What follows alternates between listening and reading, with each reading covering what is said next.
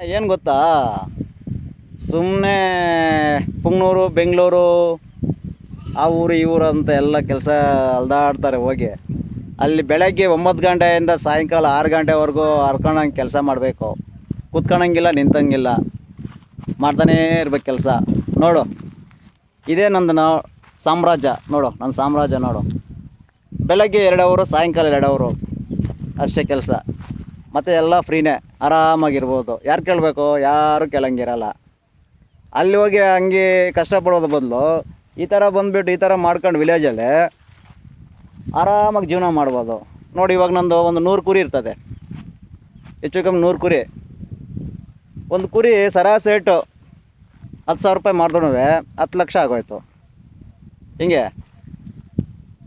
ಬೆಳಗ್ಗೆ 2 ಅವರು, ಸಾಯಂಕಾಲ 2 ಅವರು ಕೆಲಸ ಮಾಡೋದು ಹೆಂಗಿರ್ತದೆ, 9 ಗಂಟೆಯಿಂದ ಸಾಯಂಕಾಲ 6 ಗಂಟೆವರೆಗೂ 8 ಅವರು 12 ಅವರು ಕೆಲಸ ಮಾಡೋದು ಹೆಂಗಿರ್ತದೆ, ಒಬ್ಬರು ಕೈಯಲ್ಲಿ ಕೆಲಸ ಮಾಡೋದು ಹೆಂಗಿರ್ತದೆ, ಸ್ವಂತ ಕೆಲಸ ಮಾಡ್ಕೊಳೋದು ಹೆಂಗಿರ್ತದೆ,